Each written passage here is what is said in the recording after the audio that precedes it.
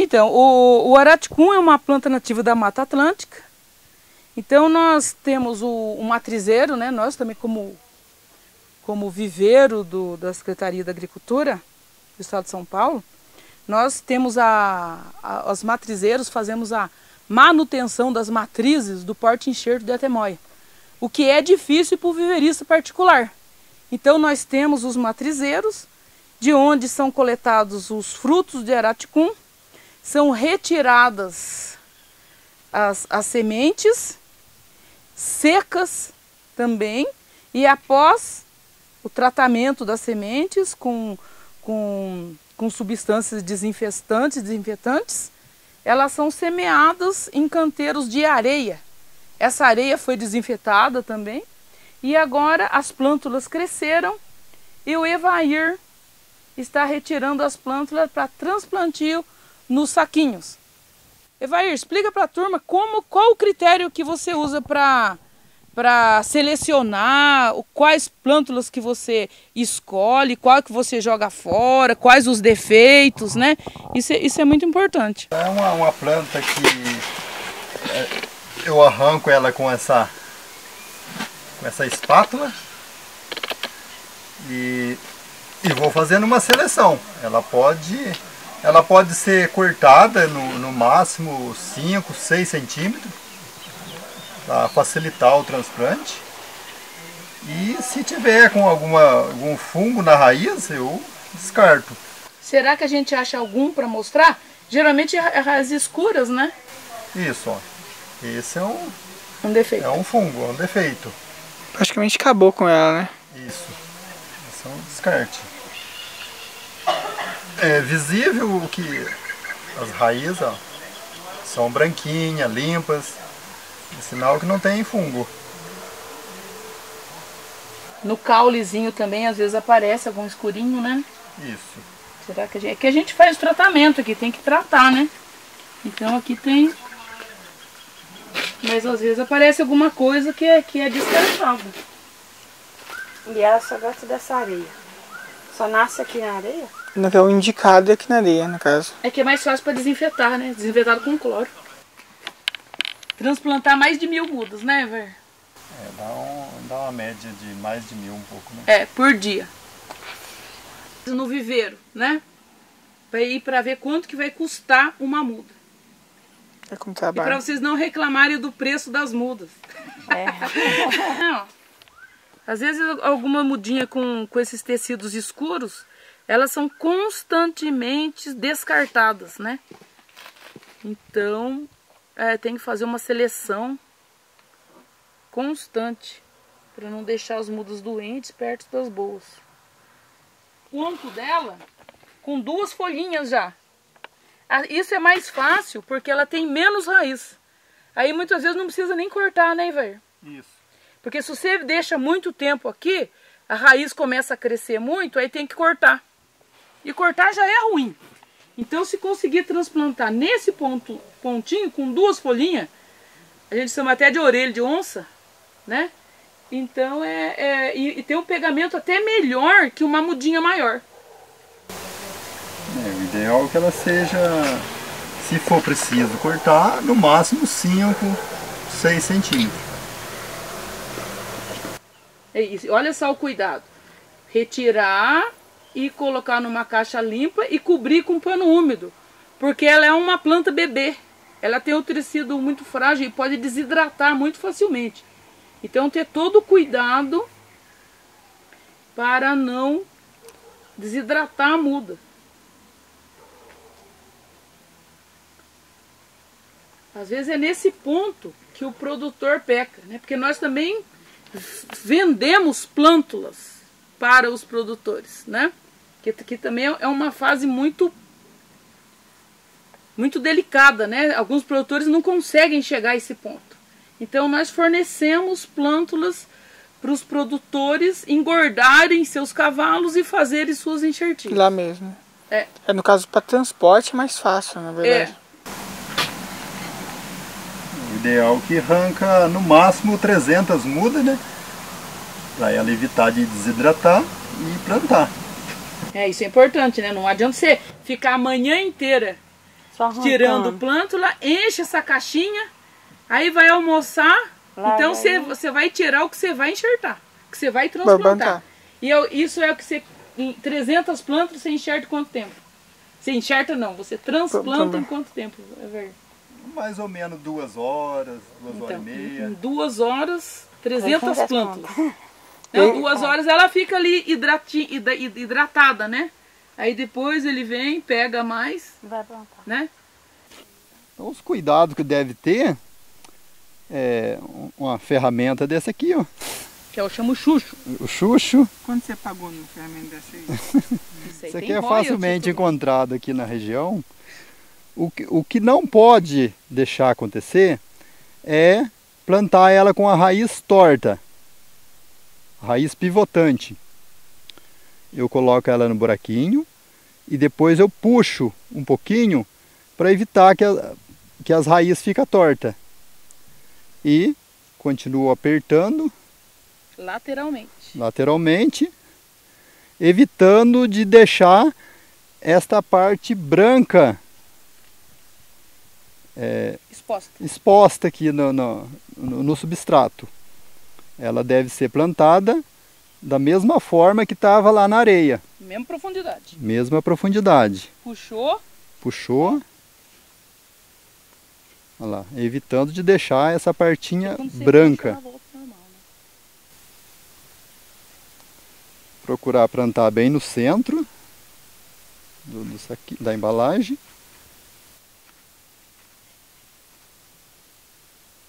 E irrigar sempre. De hora em hora, dar uma molhadinha para ajudar na hidratação da... Isso depois que você plantou, né? Isso. Esse é um momento muito frágil, né? Então temos mais sombra. Tem um horário do dia que seria o ideal para você assim plantar? Se o dia estiver nublado ou uma garoa, aí é melhor. Aí já evita de ter que jogar água de hora em hora, né? Aqui não pode parar, Toquinho. Se calor ou chovendo, você vai plantando. Aí você vai tentando mitigar as condições ambientais, com sombra e irrigação. Você não pode escolher uma hora adequada. Nós fazemos por volta de 40 mil mudas por ano. E ainda não conseguimos suprir a demanda. É um cultivo em plena ascensão. Qualquer produtor entrando em contato pode vir comprar ou não? Pode, qualquer produtor, né? Mas é um tipo de muda que tem que ser feito em encomenda, né? Geralmente de um ano para outro. Todos esses canteiros aqui vão ser semeados com o araticum para produção de mudas de atemoia. Nós vamos mostrar uma parte do processo de produção de muda de atemoia, que é o transplantio do araticum, que é usado como porta-enxerto para a muda de atemoia. Então a semente já foi germinada lá no canteiro de areia e agora ela, nesse ponto aqui de orelha de onça, que tem duas folhinhas, né? Você já pode iniciar o processo de transplantio para os saquinhos, aonde nós vamos engordar os porta-enxerto até esse ponto aqui que eu vou mostrar para vocês. Então, esse daqui já é o porta-enxerto araticum e ele vai estar no pronto de enxertio lá para agosto de setembro. O araticum é uma planta nativa da Mata Atlântica, a nona emarginata. O araticum, ele é uma coisa que deu certo aqui para sua região ou em outros locais, assim, sem ser Mata Atlântica, também estão indo bem, você sabe dizer? Então, nós mandamos mudas daqui lá para Petrolina. E também está indo. Plantamos na região lá de Piracicaba, que é mais quente. Foi muito bem também. E nós temos 2 araticuns, o de terra fria e o araticum mirim, que também se encontra em região mais quente. O de terra fria só para cá. E o araticum mirim em região mais quente também. Estão indo bem. Mas há outros porta-enxerto em estudo no momento. Tem algum nome assim? estão tentando aí o biribá, o marolo, mas não tem nada conclusivo de resposta ainda. Com esses daqui nós temos mais de 30 anos de experiência, quando foram experimentados as primeiras mudas com ele. Não sabe usar temoia sem o porta-enxerto? Qual custo? Não, a temoia sem o porta-enxerto aqui para nossa região não dá certo, porque ele é muito frágil para fungos de solo e brocas. Então logo a planta morre. Não é que a planta morre, a planta pode morrer, né? Depende se você plantar num vaso com substrato artificial, mas para produção comercial não é indicado o plantio de pé franco. Então, essas mudas de jabuticabeira, aqui nos cantos do canteiro, ela tem a finalidade de segurar os saquinhos do canteiro, porque nós temos que irrigar com mangueira. Então, para correr mangueira aqui, a gente faz a curva nessas mudas maiores e daí não tomba o saquinho. Porque a irrigação só por microaspersão não dá conta. Então, muitas mudas temos que regar manualmente com a mangueira. No caso aqui, vocês regam por semana, por dia? Por dia. Por dia. Sendo que tem algumas plantas, como o pêssego, por exemplo, às vezes 2 vezes por dia. Então é muito trabalho. Mesmo sua região ser uma região mais fresca. Você vê que nós temos telado, né? Por exemplo, aqui eu tô com 2 telas sobrepostas, porque é um momento de transplantio, né? Para não haver desidratação das mudas. E aqui eu já tenho uma só que ela já está mais adaptada. Já pode sentir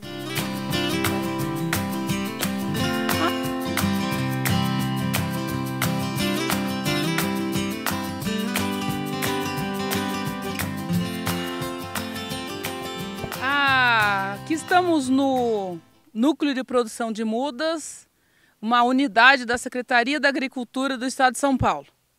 Aqui é uma área experimental de instalação de pomar de abacate, né? Um matrizeiro nosso de abacate, para fornecer material de propagação para viveristas. E na instalação do pomar, nós podemos plantar as mudas embaixo de cultivos de milho, de mandioca ou adubação verde. O desempenho das mudas é muito melhor quando está sob a sombra e a proteção de vento de outros cultivos. E esses plantios podem ser realizados até o fechamento total do pomar. Então, nos primeiros anos das fruteiras, você pode fazer uma cultura intercalar que, além de gerar renda para o produtor, ele vai melhorar as condições de solo, vai servir de controle de erosão e vai aumentar a biodiversidade do pomar. Por exemplo, você veja aqui, um inseto praga está atacando uma planta do meio e não está no cultivo principal, né? Principalmente quando você usa adubo verde. Então aqui nós vemos o milho, ali na frente temos a mandioca, vamos lá? Quais variedades vocês têm aqui no matrizeiro? Esse daqui é um experimento com a cultivar, com o abacate, com o avocato, né? Para ver se sai algum material genético promissor. Olha, outra planta muito boa para plantar no meio de pomar é a mandioca. Porque a mandioca, muitos sabem que a mandioca, o pessoal fala assim, a mandioca dá em solo ruim. Ela dá em solo ruim por quê? Porque ela tem uma capacidade que outras plantas não têm de absorver o fósforo que está preso no solo. A fruteira principal não consegue, mas a mandioca consegue. Então ela absorve o fósforo, ela libera o fósforo que está preso para o cultivo principal, no caso a fruteira. Porque a mandioca ela tem uma relação com micro-organismos muito grande. e ela ajuda o cultivo principal no fornecimento principalmente de fósforo, que é um nutriente essencial para as fruteiras. Assim, só para o pessoal tirar dúvida, então não vai existir uma concorrência inicial, na verdade uma vai estar auxiliando. Então, você veja bem, à medida que a fruteira principal vai crescendo, você vai diminuindo a área de cultivo de outras plantas, para não ocorrer competição. Então, no início, você plantou o milho, ou mandioca, ou o guandu, que a gente vai ver em área total, e planta as mudas embaixo. Aí, à medida que elas forem crescendo, por exemplo, eu tenho 4 linhas de milho, aí depois, o outro ano eu planto 3, o outro ano eu planto 2. À medida que a fruteira vai crescendo, eu vou diminuindo a área do cultivo intercalar. Vocês têm já uma quantidade boa já, né? Hã? São todos da mesma variedade que a gente está comentando? Todos avocato? Ou... É tipo avocato. Isso aqui é um experimento para gerar uma cultivar, né? Então a gente foi feito um plantio por semente e como o abacate ele muda geneticamente com plantio em semente, vamos ver se vai surgir algum material promissor aqui. Então em fruticultura, os estudos, as pesquisas levam muitos anos, né? Então, quem sabe daqui a alguns anos daqui sai uma cultivar mais promissora do avocato. Aqui, Silvânia, a forma de propagação que você indica o abacate. O abacate ele tem que ser feito por enxertia. Você faz o porta-enxerto por semente e depois enxerta os garfinhos. Tem uma variedade certa para fazer já a enxertia? Não, a enxertia você vai fazer com as cultivares comerciais. Você vai enxertar o breda, o forte, o quintal, o reis, o avocato. E o porta-enxerto com alguma cultivar mais resistente. Hoje estão iniciando os estudos, existem algumas cultivares de abacate resistente a fungos de solo, que é o problema mais sério do abacate. Você tem alguma? Não, aqui ainda não temos, mas algumas universidades já estão. No México já existem esse material e aqui já está iniciando os trabalhos. Na live você estava explicando no mundo a relação do abacate. Você pode comentar um pouquinho quais os abacates que mais... É que no mundo o abacate mais consumido é o avocato, que é aquele abacate menorzinho, mais rico em óleo, né? Aqui no Brasil que parece que há uma preferência maior por abacates maiores e que são pobres em óleo. Vamos ver aqui o guandu agora?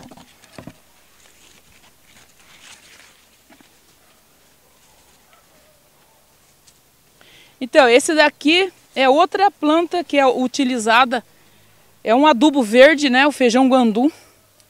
E ele tem capacidade de melhorar o solo em teores de matéria orgânica. Também essa questão de disponibilização de fósforo.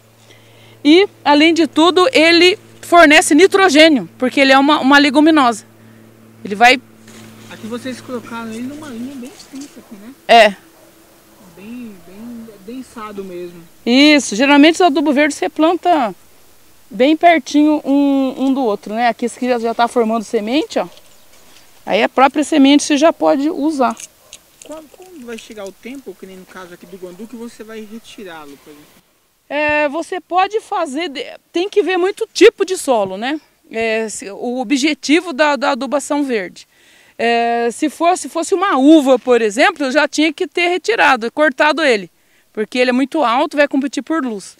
Mas o abacate não tem muito esse problema, então você vai ter que analisar de acordo com a fruteira que você está cultivando ali no local.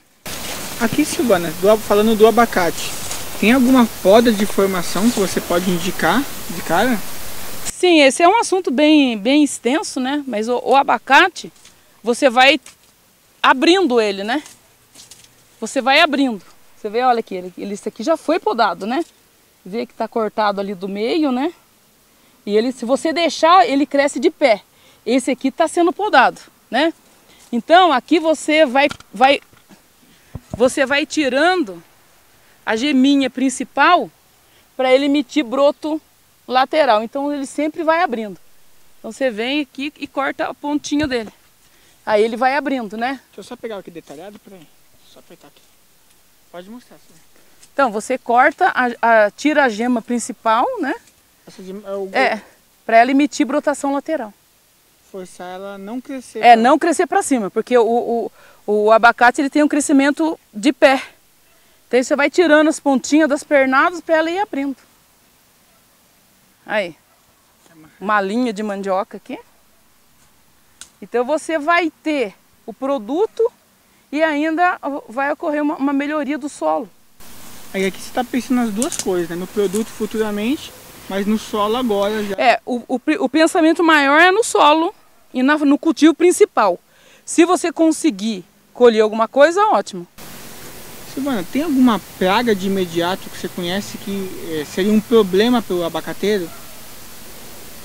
Tem brocas. As brocas do tronco. Tem que ter o controle. Isso na verdade é mais porque cada poda errada? Não, é um desequilíbrio do ambiente. Por isso que a gente tenta aumentar a biodiversidade, né?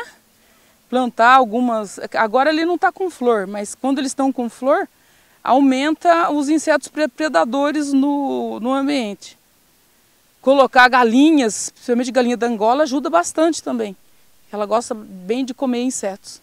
Plantas intercalares, às vezes, o girassol, aveia, o nabo forrageiro, a praga prefere comer eles a comer a fruteira. Então, além das flores atraírem os insetos predadores, os próprios tecidos das plantas intercalares, no caso os adubos verdes, né, serve de atração para pragas. O normal, Silvana, que a gente vê é os abacates gigantescos. Sim. Da produção, qual é o espaçamento dele aqui no caso? Aqui, esse plantio aqui tem uns 4 metros por 5. Essa questão de espaçamento não é padrão por espécie. Você tem que analisar a topografia do terreno, a fertilidade do solo, o hábito de crescimento da planta naquele local, o tipo de máquina que você usa no cultivo. Então não é um padrão. Em cada caso vai ser um espaçamento diferente. O local da instalação de um cultivo de abacate tem que ser um solo bem drenado, porque o abacate ele é muito frágil para fungos de solo, principalmente a fitófora. Aqui, por exemplo, você está numa encosta. Uhum. É interessante? Sim, é um lugar seco. Você só comenta então Aqui, por exemplo, nós estamos numa área de declive, né, um suave declive. E é uma região seca, de solo seco, ideal para abacate. Já você está falando, né? Encharcado não seria? Não, nem pensar. Abacate em local encharcado e muito úmido, não. A gente saiu lá do Cambucizeiro, né? Que era um lugar bem úmido, lá abacate nunca. Então cada planta tem que ser localizada no local adequado a ela. Falando aqui, Silvana, da polinização cruzada. Como que fica aqui no caso? Aqui, como é um plantio por semente, com certeza, aqui como é um cultivo por semente, vão ter plantas A e plantas B. A gente não sabe ainda quem vai ser A, quem é B, porque o plantio foi por semente. O objetivo aqui é formar uma cultivar. Olhando assim pela folha, você não vai identificar? Nem jeito nenhum. Só, assim, como que a pessoa vai identificar? Só no fruto? Não é que eu plantei por semente. Aqui vão surgir cultivares novas. São novas cultivares, diferentes das que já existem. Certo? Não é que vai sair aqui um margarida, vai sair um reis. Não. A ideia é surgir cultivares novas. E aí então é um trabalho realmente... É longo, de vários anos, né? Aí, depois dessas cultivares, tem que ver se ela é resistente a pragas e doenças, se ela é produtiva, se o consumidor vai gostar dela, qual que é o manejo dela, qual é a época de ano que ela vai produzir. É um trabalho de fruticultura, são anos e anos de trabalho, que é o que as fazendas do governo, que é o trabalho do governo, né? pegar esse tipo de trabalho difícil e que demora muitos anos para se obter resultado. É o que nós estamos fazendo e outros colegas em outras fazendas também.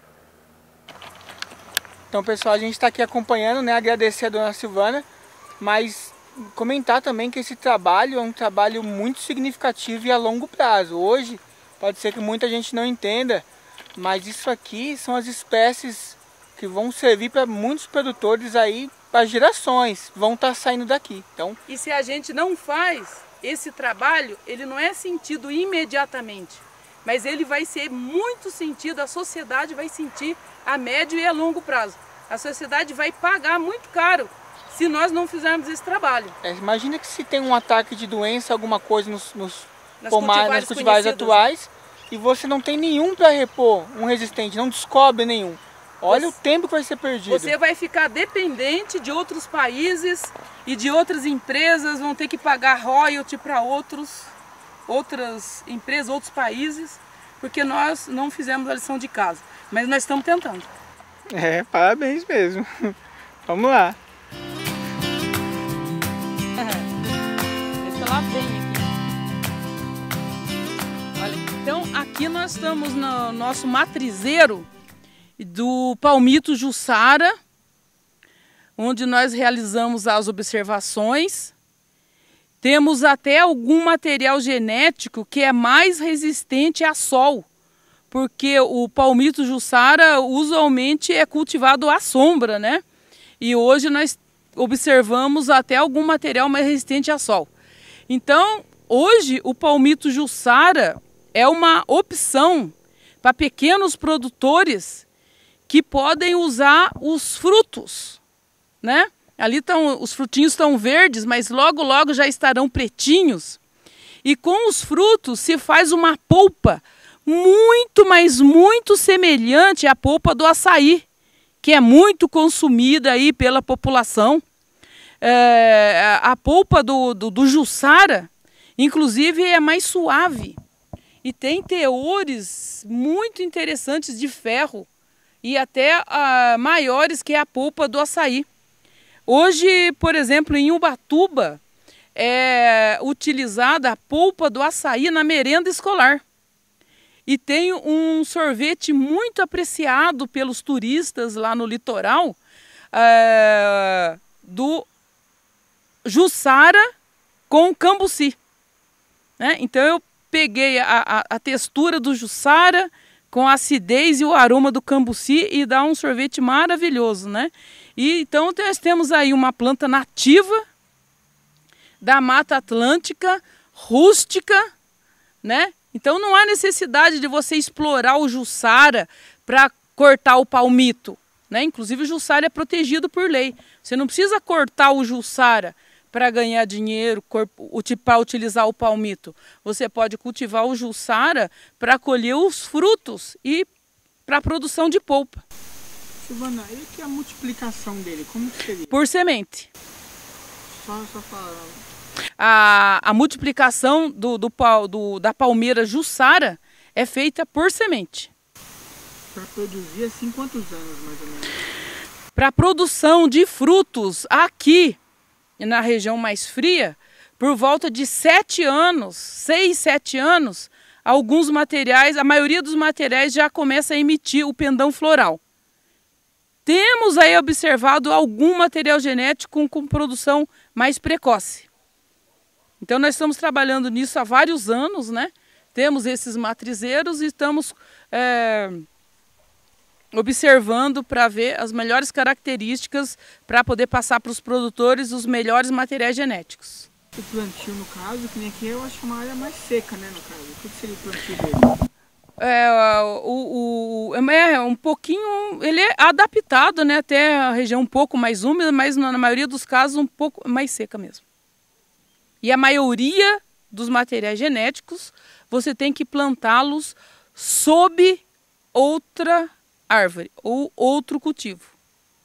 Então, ali vocês podem observar que as plantas de Jussara, elas cresceram embaixo de outras árvores, né? Aqui, como elas já... Aqui também, olha aqui, ó, você vê aqui, ó, cibipiruna aqui, ó, tá vendo? A leucena ali. leucena aqui também? Tem algumas coisas assim. Aí, ó, outras árvores, ela foi crescendo embaixo de outras. Aproveitar, Silvana, qual outras plantas nativas vocês têm aqui? Aqui nós temos uma área de mata com muitas plantas nativas. De onde coletamos as sementes para a produção de mudas.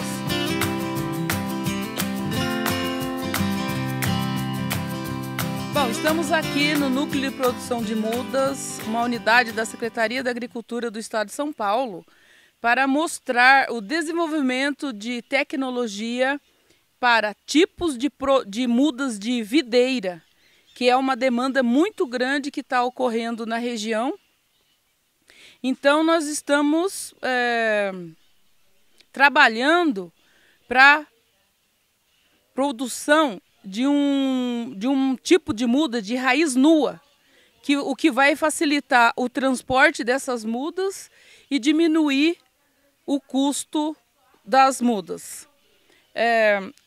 Nós trabalhamos com mudas já enxertadas, né? Essas plantas que estão sendo enraizadas, elas estão enxertadas e importa enxertos adequados, né? Então, aqui está tendo um teste de tipos de tratamento de mudas que viabilizem o fornecimento de mudas sem doenças para os produtores. É uma tese uma dissertação de mestrado, onde existem vários tipos de tratamento com gases, com termoterapia, com o objetivo de acabar com as doenças das videiras e entregar para o produtor uma planta sem semente. Essa aqui é a tese. Aqui é um outro tipo de muda que a gente pensa em entregar para o produtor. É uma muda já enxertada no porta-enxerto adequado e enraizada. Então, nós retiramos as estacas enxertadas, né? Ó, olha aqui, isso aqui já está enxertada. E elas vão ser enraizadas. E agora, no inverno, então elas foram plantadas aqui em julho e agosto de 2018. Em julho e agosto de 2019, quando elas entrarem em dormência, nós vamos retirá-las e daí elas já vão estar com um sistema radicular bem desenvolvido e já enxertada. Seria mais um outro tipo de muda que poderia ser fornecida ao produtor para facilitar e diminuir o preço. Então nós estamos trabalhando, a Secretaria da Agricultura está trabalhando seriamente junto com universidades para desenvolver uma metodologia para a produção de mudas que atenda todas as necessidades dos produtores. Uma muda sem doenças e com bom vigor para o enraizamento e desenvolvimento satisfatório. Só que essas pesquisas não são feitas de um ano para outro, né? E nós vamos gerar esse pacote tecnológico para o produtor ter mais segurança nos seus cultivos. Tá bom. Depois que vocês plantarem esse ano, vai esperar um pouco mais ainda? 1, 2, 3 anos? Vamos ver se de repente já ficar bom, né? Aí o ano que vem, quem sabe, né? Isso vai depender dos resultados. Uma coisa é certa, a gente entregando uma muda pequena como essa para o produtor, né? Que é uma muda pequena. Esse tipo seria uma muda pequena. E esse tipo com uma raiz maior, né? Aqui pouca raiz e aqui com uma raiz maior. Esse tipo de muda vai demandar um treinamento para que o produtor aplique a tecnologia necessária para o desenvolvimento adequado das plantas. Então temos que ver como nós vamos fazer esses treinamentos. Se é através de publicações, né? Ou dias de campo, ou visita dos produtores, mais variadas formas. Então nós trabalhamos com desenvolvimento de tecnologia e o repasse dessa tecnologia para os interessados nos cultivos. Tecnologia em parceria com institutos de pesquisas e universidades, e depois o repasse dessa tecnologia em visitas técnicas, publicações, cursos, seminários, dias de campo. Você tem alguma variedade semelhante aqui à uva? Vocês já fizeram esse processo ou não? Hoje nós temos o pacote tecnológico para a produção de mudas de atemoia, que foi levado vários anos para chegar onde está. Mudas de atemoia, mudas de caqui, muda da castanha portuguesa, várias espécies foram trabalhadas pela Secretaria da Agricultura do Estado de São Paulo. E continuamos com os nossos trabalhos, porque a demanda para os pequenos produtores continua. Então, aqui são as mudinhas de cambuci que foram transplantadas, elas são germinadas na areia e transplantadas para cá. Aí, mais para o final do ano, elas vão estar prontas para venda. No momento assim, não sai não, tem que esperar estar numa maior no caso. Se o produtor for ter cuidado e tudo mais, mas agora nós estamos no outono, né? Já está esfriando, mais seco. Dá para esperar até a primavera para o plantio. Sempre o plantio mais indicado é quando volta a chuva, seria isso, Silvana? Não, a questão é mais por conta do sol, né? O sol faz a parte aérea crescer. Só que agora é uma ótima época para plantar. Se você tiver condição de irrigar e não tiver problema com geada, que vai matar uma mudinha, a parte aérea não cresce, mas o sistema radicular cresce. E quando chega a primavera, ela tem um surto de crescimento bem grande. Então, agora, se você plantar no início da primavera, o sol está aumentando, a parte aérea vai crescer bastante, né? Mas agora também é uma ótima época, inclusive porque o crescimento de mato é menor. Então você vai ter menos pragas, menos problema fitossanitário, porque vai chover menos, e menos crescimento de mato, né? E o sistema radicular vai crescer. É uma boa época, mas não pode ter geado na região. Aqui você perde tudo mesmo. Se daí a geada mata a muda, né? Porque ela é pequenininha. Mas em regiões quentes é uma época ótima para se plantar agora. Ficou bonito. Acabado. Vai ficar lindo. E tá um solzinho quente.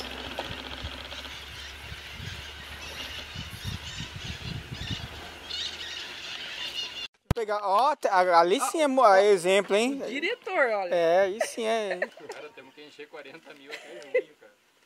Aí essa foto vai ser o máximo. Todos os funcionários, todos os 3 funcionários. É bom de serviço mesmo, viu?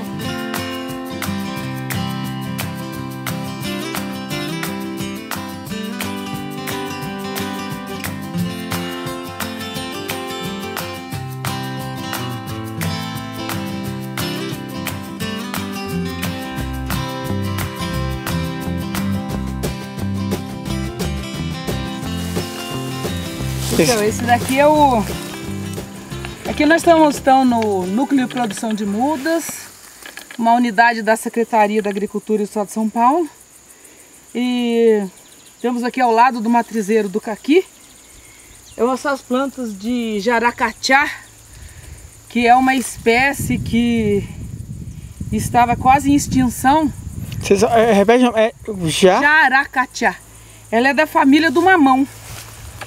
Né? Esse mamão que a gente consome, porque tinha-se o costume de fazer o espinho ali, um doce com o miolo dos caules, né? Então as pessoas cortavam a árvore para fazer um doce, tipo uma cocada de fita, né? Então aí nós estamos com esses matrizeiros aqui para produção de mudas, né? Aqui, ó. Tem um uso assim, fora a semente, no caso? Tem esse mamãozinho aí, você faz alguma coisa? Ele não é tão gostoso, né? Os pássaros que gostam bastante, mas ele... mas aí você já mantém a fauna aqui já, né? E bastante tem semente, algumas coisas assim, tentando fazer receitas para ver se melhora, né? Mas é uma árvore muito bonita, né? ela estava bem vigorosa, né? Se você for olhar assim. de crescimento rápido, né? Então você tem alimento para pássaros, né? De repente eles vão preferir comer o jaracatiá do que comer o seu caqui. É verdade. Né? É verdade. E não é tão ruim também não. Olha só, experimenta pra você ver, né? É docinho, ó. Deixa eu pegar aqui um. Passa o dedo aqui lá pra você ver, ele é docinho. É meio doce mesmo. Né? Se tiver com fome. Eu vou levar um de mostruário mesmo. Isso aí, tem bastante sementes, né? Ó. É muito semente, o pessoal vai gostar. E é uma árvore bonita, né? Ela é barriguda, né? Ó, eu tava falando aqui, o pessoal de horta, a gente vai estar levando aqui um pra vocês tirar a semente. Aí é com vocês aí depois. O pessoal lá que a gente conhece. Então, tá aqui, tem bastante pegar no chão. Aqui.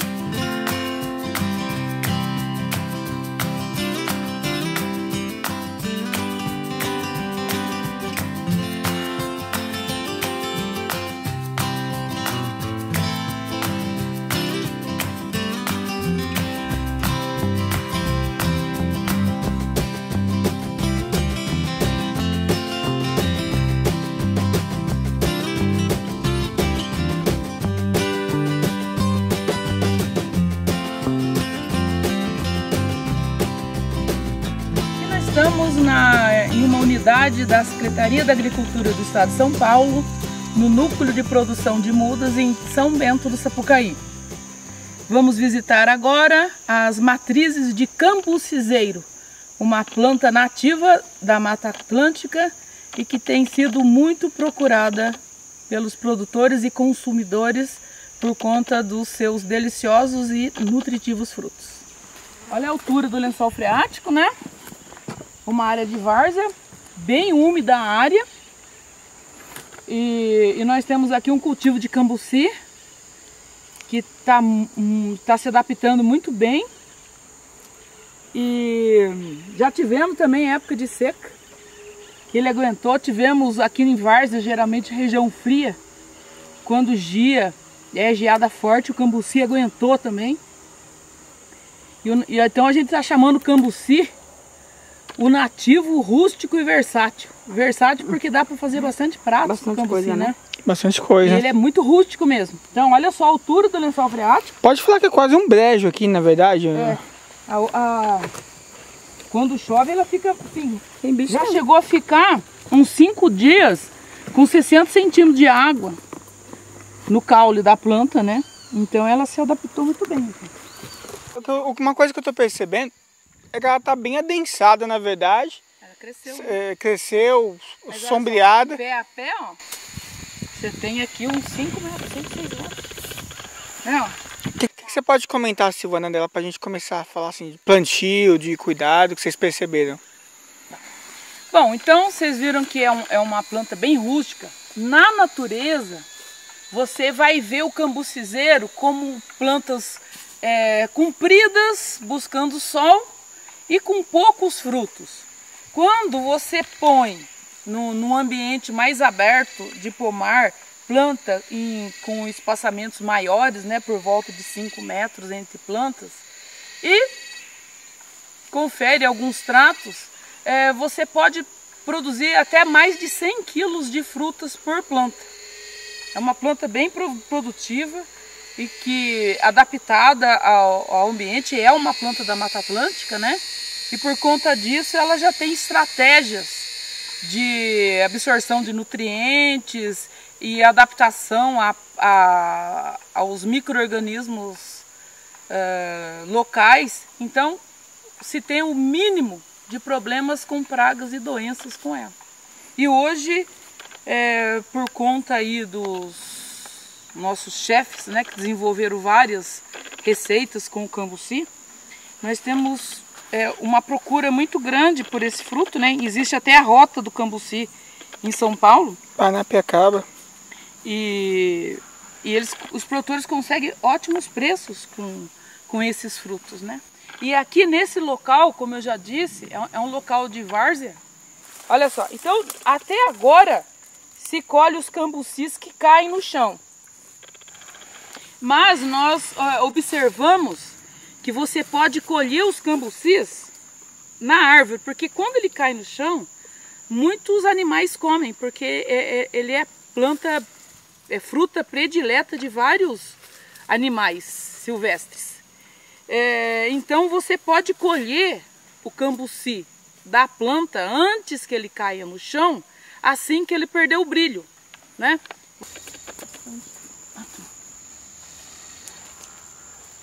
Então, esse que está brilhando, ele não está no ponto de colheita. E esse aqui que está mais opaco, você pode colher na árvore antes de cair no chão. E ele vai amadurecer. Inclusive, para você comercializar é melhor. Que você pode comercializar ele duro. Porque é impossível você comercializar um fruto mole, né? Então, hoje, o que se faz? Congela, você comercializa os frutos congelados. Porque você colhe ele mole. Agora, se você conseguir colher ele durinho, vai facilitar muito o transporte. Aqui fica inviável, né? Tem que congelar, só vende congelado. Então, você chegar nessa conclusão aí já, no caso. Esse aqui foi uma grande observação que eu acho que vai ajudar bastante os produtores. Poder colher ele duro, né? Aí você viabiliza o transporte, a comercialização. Tá bem rústica mesmo, né? Se for ver assim. Uma das receitas bem famosas do cambuci é o mousse de cambuci, né? Você pega 4 cambucis congelados e bate no liquidificador com uma lata de creme de leite e meia lata de leite condensado. Bate, pronto, já tem um mousse pronto. É muito gostoso. Pelo que você avalia, quanto tempo? Plantio, né? Plantio por semente, mas eu queria que você comentasse. Você colhe os frutos maduros, retira as sementes, seca as sementes, pode armazenar em geladeira. Inclusive a gente observou, quando a semente fica armazenada em geladeira, a germinação é maior. Aí você produz a muda e para a implantação do pomar do cambucizeiro, por conta dele ser uma planta ainda pouco domesticada, a implantação do pomar sob alguma outra planta, por exemplo, você prepara os berços para as mudas, né? Pode ser um espaçamento de 5 por 5, mais ou menos. Isso vai depender se você vai mecanizar o pomar ou não. Mas por volta de 5 metros por 5, 4 por 5, 5 por 5, 4 por 6. Isso vai depender de várias coisas. Aí você prepara os pontos de plantio e depois você planta milho e planta as mudas embaixo da lavoura de milho. Isso confere um pegamento muito bom para as mudas do cambucizeiro, porque ele na mata, na origem dele, a planta ela nasce embaixo de outras árvores. Então a gente tenta imitar a natureza, né? Como não tem outra árvore, você planta uma lavoura, pode ser de milho, pode ser de um adubo verde, e planta as mudas embaixo. Aí à medida que elas vão crescendo, elas vão se acostumando com o sol. Aquela questão das primárias, secundárias, né? Você vai simulando isso, sim, mas já com plantio já, né? Ganhando. Sim, você simula, né? Porque ela não é uma planta primária. Ela é de secundária para clímax. Então ela já está acostumada a nascer embaixo da sombra. Então o desempenho da implantação do pomar vai melhorar muito se você plantar as mudinhas embaixo de outra planta. Aqui, Silvana, eu estou olhando, dificilmente a gente está vendo brotos aqui do chão. Acontece de brotar muito, no caso? Não, porque como eu disse, o cambucizeiro, o cambuci é um fruto muito procurado por animais silvestres. Então o que cai é que eles comem. Então não tem muitas plântulas, né? E outra, aqui é um matrizeiro. Aqui é um matrizeiro fornecedor de material para produzir mudas. Então nós coletamos as frutas para produzir muda. Na mata sim. Aí você tem a germinação de plântulas próximas. Ou em outros lugares, porque daí, por exemplo, vem uma paca. A paca come e vai defecar em outro lugar. Aí é assim que vão formando as plantas. Mas aqui não tem porque a gente, ou roça, né? Porque aqui elas têm que estar alinhadas, né? Pra gente poder trabalhar aqui. Por isso que você não vai ver aqui no chão, porque não é uma mata.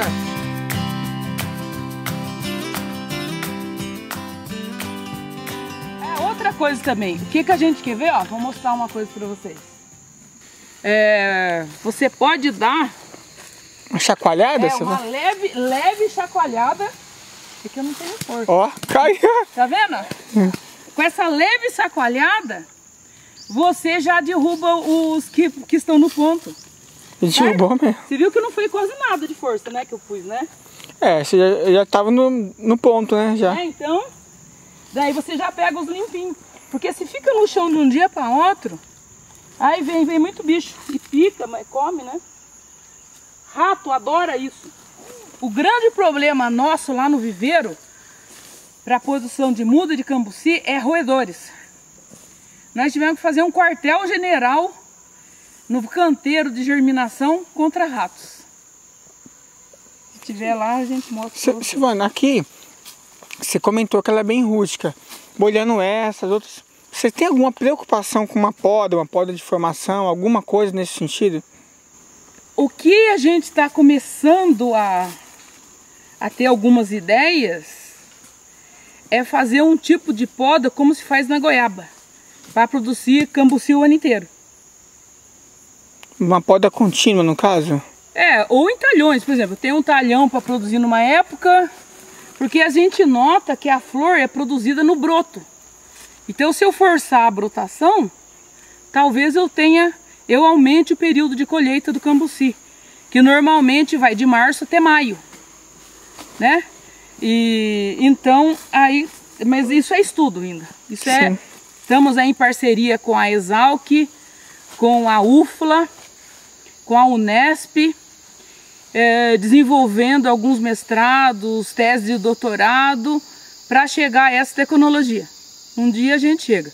Inclusive, uma das grandes questões no cultivo do cambuci hoje é que eu tenho cambucis pequenos, eu tenho cambucis grandes, eu tenho cambucis mais ácido, menos ácido, eu tenho cambuci com altíssimo teor de vitamina C e outros menos.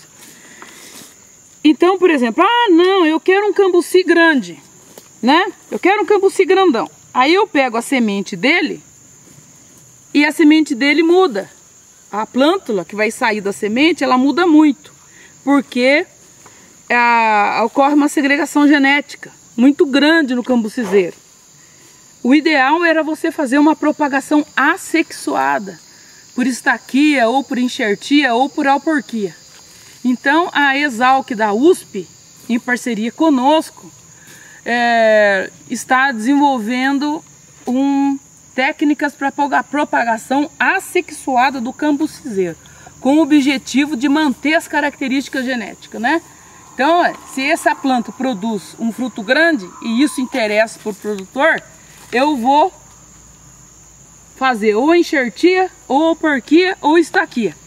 Está sendo difícil. Já faz alguns anos que estamos tentando. Mas, você vê, a goiaba, que hoje se faz estaquia corriqueiramente, levou por volta de 10 anos para desenvolver o pacote tecnológico. E nós estamos começando agora. Um dia a gente vai conseguir. Ó, agora parou de chover, né? Aqui para você ver como agora tá baixa a água, mas isso aqui logo com chuva sobe muito. Aqui é plano, né? Bem plano mesmo aqui. Se você for pensar numa chuva forte aqui. Aqui para bastante água, né? Então, mas é uma várzea drenada. Eu tenho um certo sistema de drenagem aqui, ó. Tá vendo? Né? Para a água, mas escorre o mais rápido possível, a não ser que tenha muita chuva. E aqui a gente vê, ó, nós estamos aqui do lado do paredão de Mata Atlântica, né? Já densou tudo aqui mesmo, né? É um lugar que o cambuci vai gostar. E você veja bem, aqui eu tenho uma área sombreada. Então, às vezes você tem uma área sombreada na sua propriedade, né? Mais úmida. Não sabe como usar, né? Não sabe como usar, por exemplo, para uva, para caqui, para castanha, para temoia, não iria servir. Mas para uma planta nativa dessa, rústica, aí você pode plantar e ter um fruto aí de excelente qualidade pro seu consumo. Aqui, que plantas você percebeu que deu certo aqui? Aí voltando àquela pergunta do rapaz do brejo. O que a gente tem aqui de concreto para eu falar para você foi o cambuci, né? Mas em outras áreas, um araçá, mesmo a goiaba, também ela suporta um excesso de umidade. Não é que ela vai gostar, mas ela suporta mais que outras. Elas vão crescendo aí, né? Sim. Qual é então, a ideia agora é até você tentar podar mesmo, para deixar plantas mais baixas, né? Para você poder colher antes que ela caia no chão. Porque como é que eu vou colher uma fruta lá em cima, né? Então, a próximo passo agora é você gerar tecnologia para poda e a propagação assexuada. Estamos trabalhando nisso. Estudo na USP, na Unicamp, e isso daqui diminui diabetes, diminui colesterol, rico em vitamina C. A gente tem uns acessos aqui que são ricos em vitamina C. E você pode fazer pratos deliciosos, você pode fazer um suco, você pode fazer até um iogurte. Você bate com leite gelado, um desse para 2 copos, pronto, você já tem um iogurte maravilhoso. O suco é uma delícia, sorvete, mousse de cambuci. É muito bom. Aqui no restaurante eles estão servindo truta com molho de cambuci.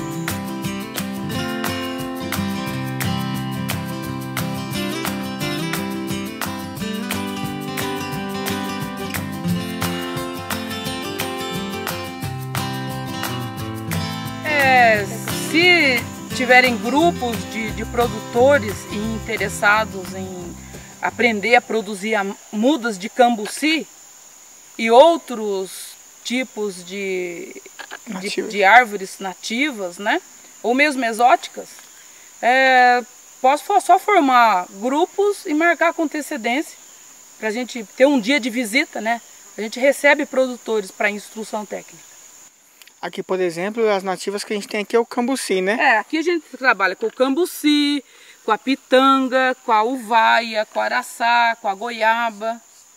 Várias fruteiras nativas e algumas nativas que vão servir para recuperação de áreas, né, de proteção ambiental. Só entrar em contato com o CAT mesmo. Só entrar em contato, olha no site da Secretaria da Agricultura, né, os telefones das unidades, das fazendas. Existem várias fazendas maravilhosas da Secretaria da Agricultura, espalhadas pelo estado de São Paulo, né? Nós somos uma delas. Dentro do departamento de sementes e mudas, temos fazendas em Itaberá, Pederneiras, Tietê, Marília. Então, os interessados podem marcar, né? Geralmente a gente recebe grupo de produtores, né? Para visitas técnicas. Elas comem praga. Elas comem tetra. Olha, vocês estão vendo aqui a quantidade de cambuci aqui. Olha o tanto que tem. Então, o pessoal aí que gosta de fazer plantio, que está fazendo reflorestamento, fica aqui uma grande dica. Olha, vocês virem no CAT, aqui entrar em contato com o CAT de São Bento do Sapucaí, e a questão de semente. Então eles têm esse trabalho aqui de sementes. Então você olha aqui o matrizeiro deles, olha como está carregado. A mão de obra ali, a doutora Silvana ali colhendo ali, ó. Vai levar um ano para colher essa cestinha, mas está fazendo a parte dela. Mas brincadeiras à parte, pessoal, tem que... pode se transformar em mudas, né? Brincadeiras à parte, então muitas sementes podem sair daqui, muitas mudas. Então entre em contato com o CAT aí, São Bento do Sapucaí ou na Central. Ou na Secretaria da Agricultura mesmo, lá em São Paulo ou em Campinas, né? E fala que vocês estão precisando de mudas. O matrizeiro, que é o mais difícil, nós já fizemos, né? Agora temos que trabalhar para produzir mudas para vocês. Fica aí, pessoal, não perde tempo não. Depois eu vou deixar na descrição aí, entre em contato e vem aprender também aqui. Força! Já caiu já, Aski. Aí. Pra ela, viu? Eu peguei assim. Pega o sacude dela, aí os bons já faz. Fazer isso com o piqui lá, que o piqui é grosso, a árvore dele. Peguei grosso. Ó, até no cortar, né? Eu só vou mostrar. Você não pode cortar assim, senão você corta semente, né? Então você tem que cortar ela lateralmente, né? É. Vamos ver se isso aqui tem. Não, tem sim. Geralmente esses grandões tem mais semente, né, né? Ó, pra você ver. Tá vendo que ela é grudada também, a mucilagem, né? Ó. Ah, a semente é branquinha aí. É, ó, tá vendo? E nós fizemos um trabalho junto com a UFLA. Fizemos o raio-x dessa semente.